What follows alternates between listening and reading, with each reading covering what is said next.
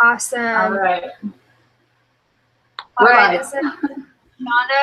This is Shauna, Jaden, and Selena, and we are talking about the GenapSys case analysis and questions. So the first question is evaluate the three strategic options for Esfeniyapur and Ratsigar are considering.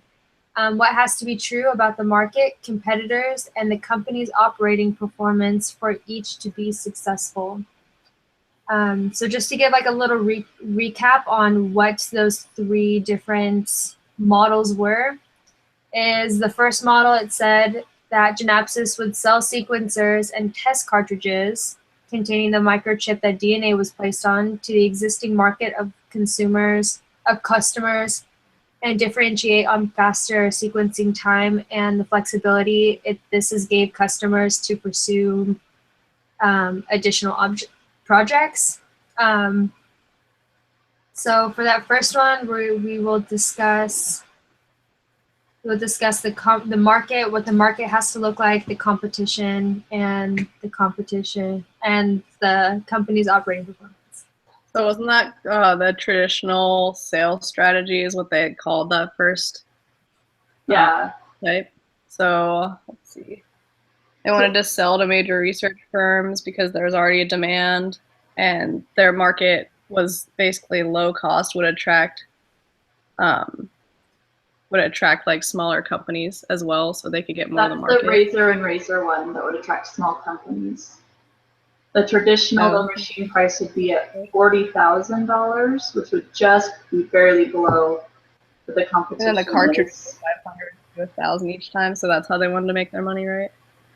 Yeah, and they said there's only possible demand for another 2,000 devices on the market. Mm-hmm. That's iffy because their funding comes from the government, which is sometimes they'll get funding and sometimes they won't.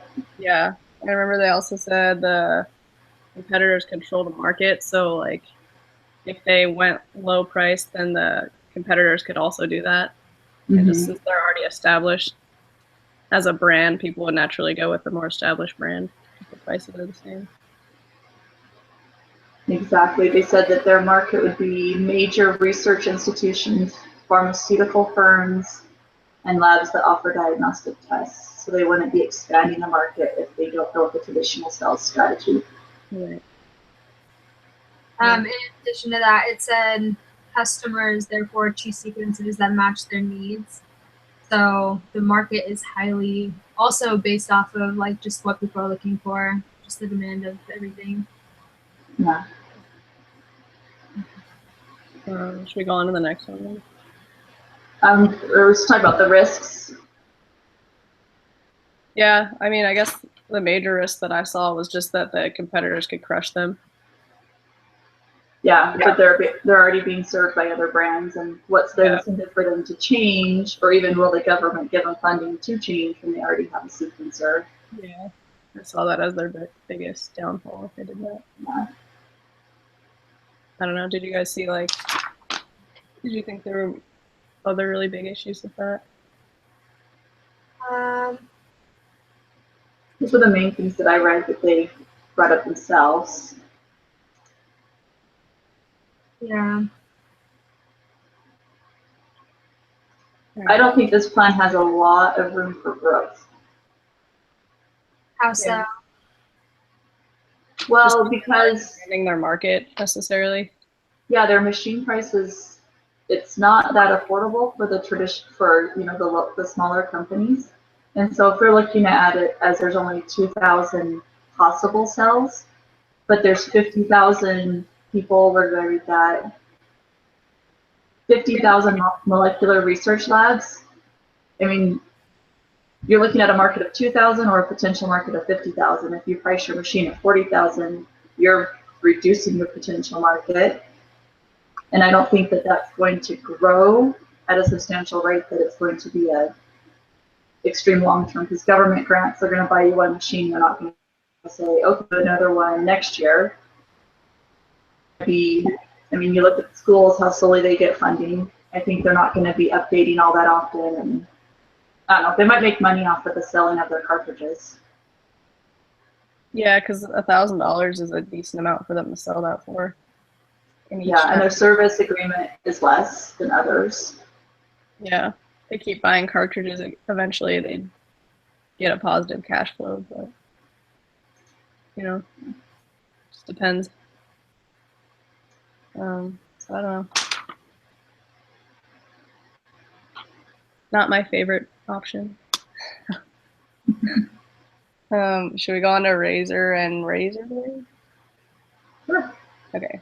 So they wanted to price the machine at $5,000 to $7,000 to bring in high volume and sell cartridges for $200. That's 50% margins, which isn't terrible. Oh yeah, so they're gonna advertise to markets like biotech, hospitals, and universities then, because it'd be a cheaper product. So they could sell like mass quantities. Yeah, I feel like in general, because they were talking about how like the original machines like not only took a lot of time but consumed a lot of money. Mm-hmm. If it was overall cheaper and faster, more people like I think Shauna was talking about how like they only had 2,000 like potential customers with like the other version. Where Yeah, like, this would open it up to like an unserved so market. many, right? Like it could be tons of people, or even like universities or other schools, and like I could see a lot more, I guess, growth. The lack of growth for the last one was kind of the issue, but this one kind of solves it a little bit. And they're saying they could start partnerships. Yeah. Basically. Yeah, definitely. And that was one of the risks they talked about, was if they do a partnership, and they talked about would that generate controversy if if GenapSys or the partner if exercise too much control over the intellectual property that was generated through the partnership. I didn't really understand how that worked, but that was a risk that they talked about. Is that kind of a monopoly idea? Like if one, so it's like if you're like if I have a company and you have a company and we both specialize in the same thing and we're both kind of like over it all, right? Like for us to combine forces would be like a threat to everybody because we together control the market because we took out the competition by partnering with each other. Okay, that makes sense. The other risk is that because the machine price is so low, they're relying on selling a lot of cartridges to make their money. So they'd have to have a critical mass of customers come quickly, and that they'd be in danger of not breaking even if they don't sell enough fast enough. Yeah, that's really risky. So yeah, that was probably the biggest issue with that, was not breaking even and the controversy that it would create in partnerships. Yeah. Yes, that's what I saw.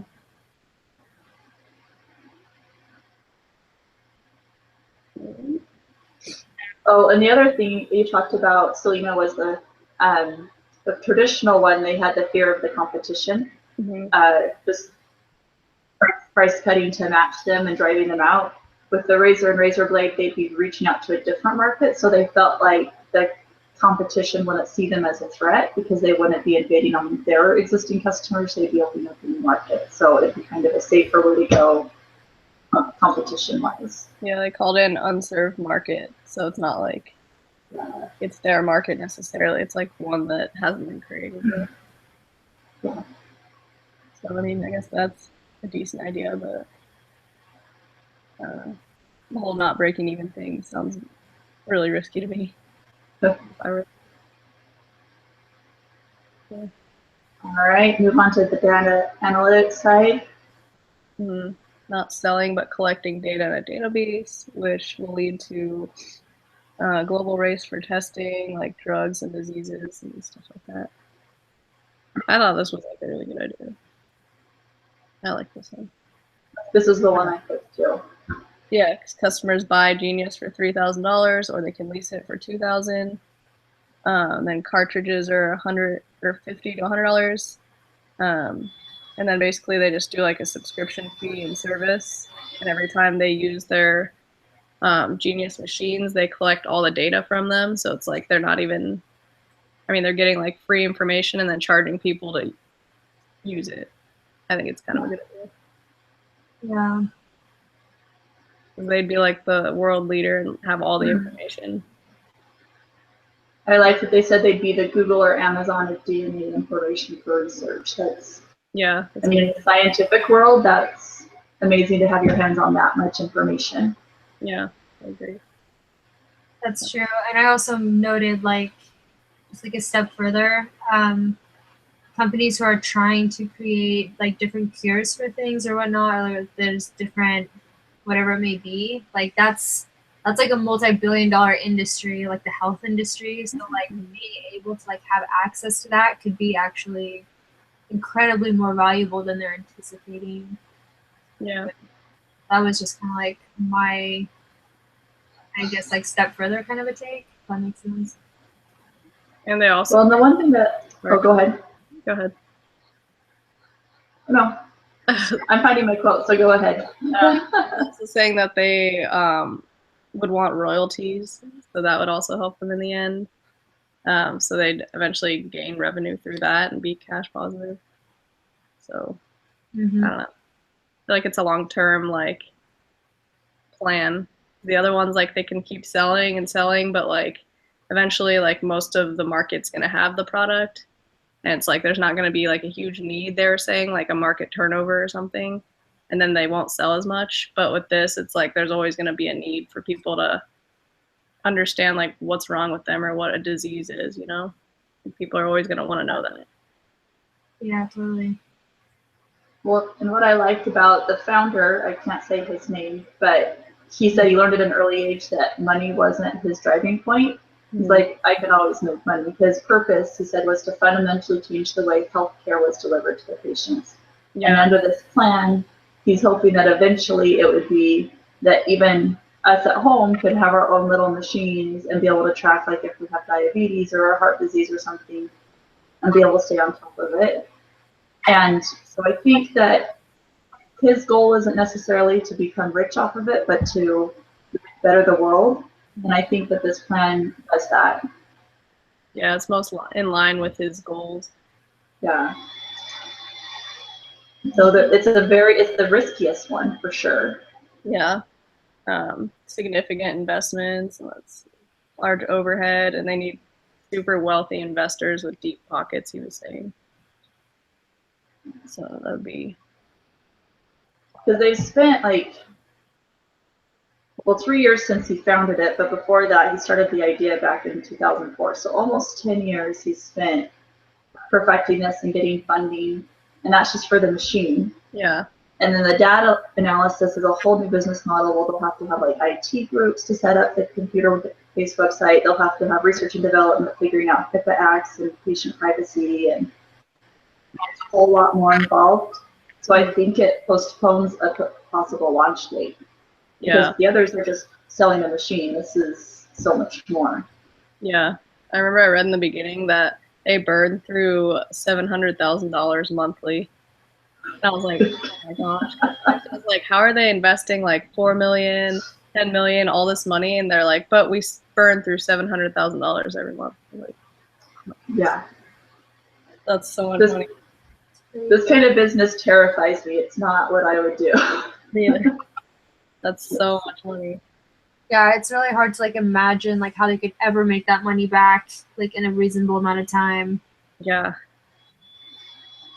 Yeah, I think that, so the Excel spreadsheet tried to show that, and it's interesting. I'll email it to you. I'm really struggling with it, but it talks about understanding their present value and how long it's going to take to earn it back.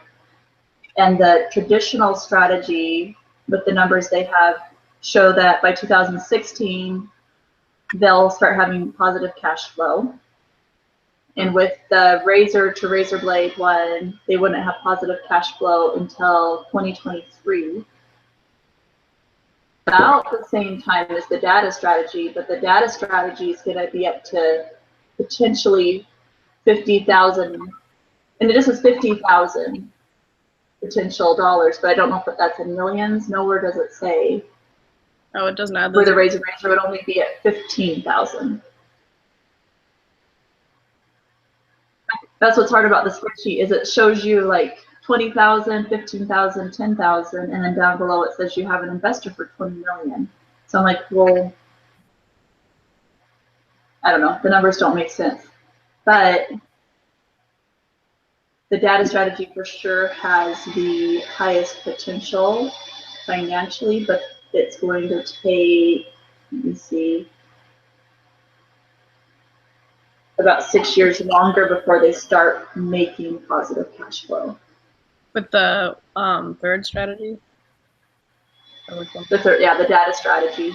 Oh, well, yeah, I mean, it's a definitely need to be patient is one of the things they said. And they wanted help from like someone like Google or Amazon, like a company like that. They wanted to market like through e-commerce or social media because they just need a lot more help if they're going to do it that way. They need someone that's collecting data and storing it in like a cloud-like setting. Oh, that's really hard because it was talking about how like other, I mean, I guess like if I'm following this right, it was talking about how like other companies were predicted to kind of do the same things like later on, and like it was less than 6 years later. So like they would have like the same advantage by that time, which would, I guess, increase the risk because it increases competition for those years that they would actually be able to like host that data. Yeah, that's true. 6 years. So it's kind of like problematic a little bit unless they like really somehow get a hand on it or like understand where they're their technology. I don't know if they can or not. Yeah, because like if they can do it, other people can figure out how to as well. Yeah, but usually if you're the first one into the market and you do it right, you have the head start. So if they're the first ones in there and they're collecting all of this DNA data, and then somebody else comes in 3 years, they're 3 years behind on collecting data. So if you're a scientist, are you going to go to somebody who has 3 years of data or somebody who's just starting? Yeah, an investor would be less likely to invest in the second company than if they already knew that there was one out there further ahead. So that could be a challenge for them.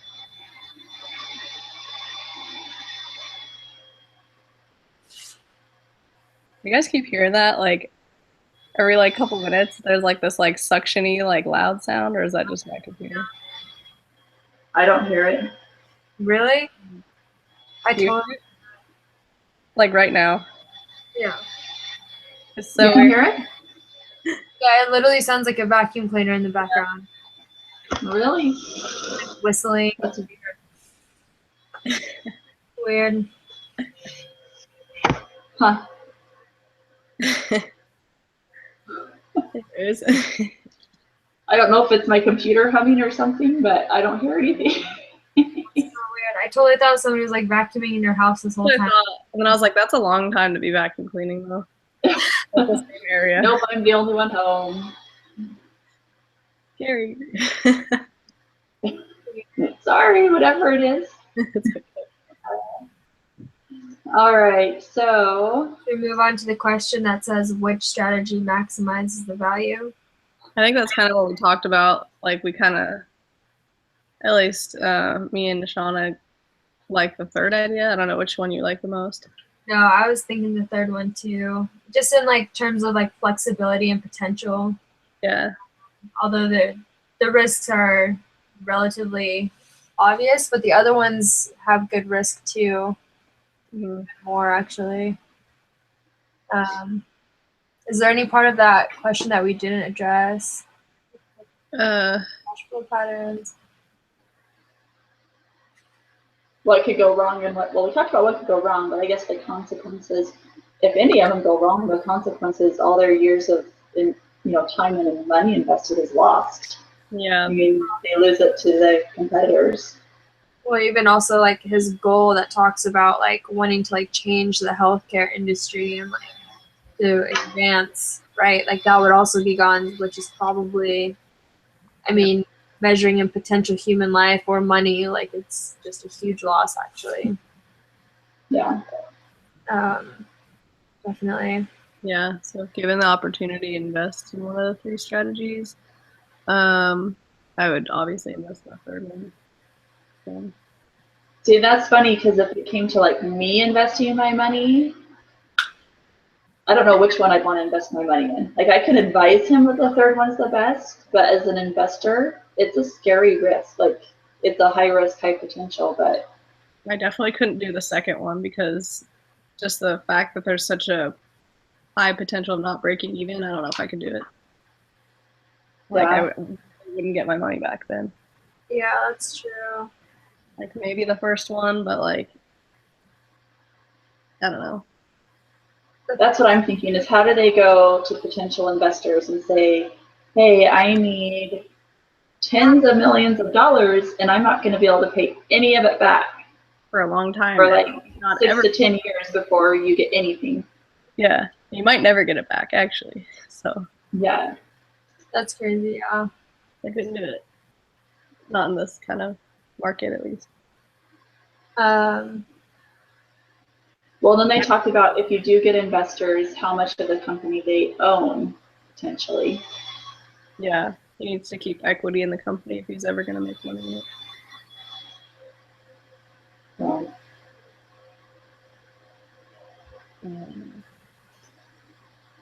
Yeah, I guess I'd stick with the third one. I just see the most potential there. If I was like a extremely, extremely wealthy investor, then I would be like, okay. But if I was just like, not the company for me, sorry. Yeah, this seems like a Bill Gates operation, kind of. Yeah, exactly. for sure. Every 2 months, you know. Yeah. Well, and I thought it was smart that he talked about trying to pair up with an IT company because then they can, support the infrastructure that they can't do for themselves, or that they don't have to build from scratch like what was it that we read last week? The guy last week who The A16Z. Which one? The Anderson Horowitz case. Yes. Because he spent all of his money on trying to build this platform, and so if they could have somebody else already have the platform built, I think that will help one in how much money they have to invest, and two, sooner they can launch it.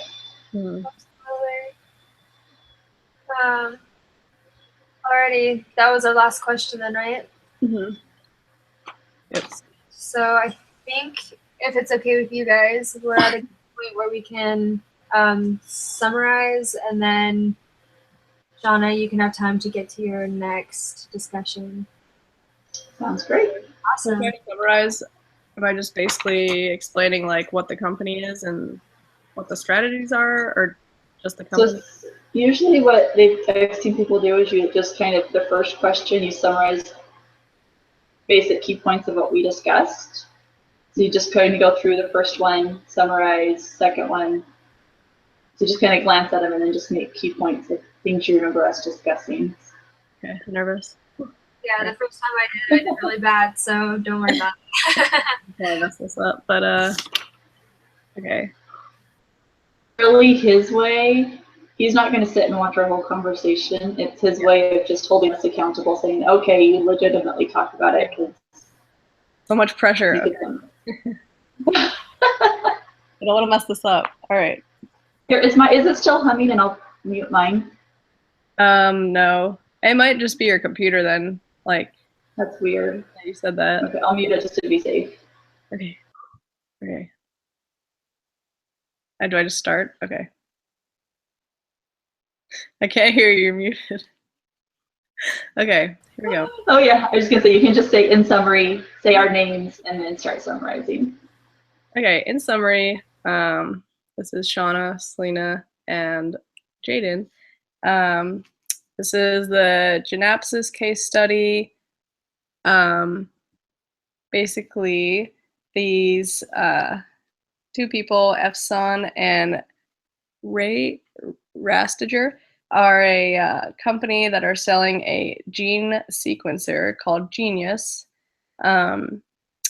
They are in the process of deciding which business model to go for.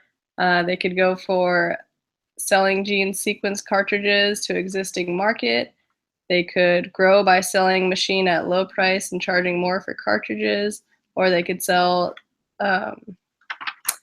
basically a subscription service for data analytics and collecting a field of data into a database, charging a subscription fee and gaining all the data that they need to have a whole market want to use that. Let's see. And that's about it, right? Yeah, we also talked about which one we would choose of all of them. Yeah. And I think we all agreed that we like the data analytics just because the product is cheaper. It runs about $3,000 and $50 to $100 for cartridges, and they gain revenue through royalties. And customers are charged a low fee per test, as well as charged a subscription fee to use the database. So. Awesome.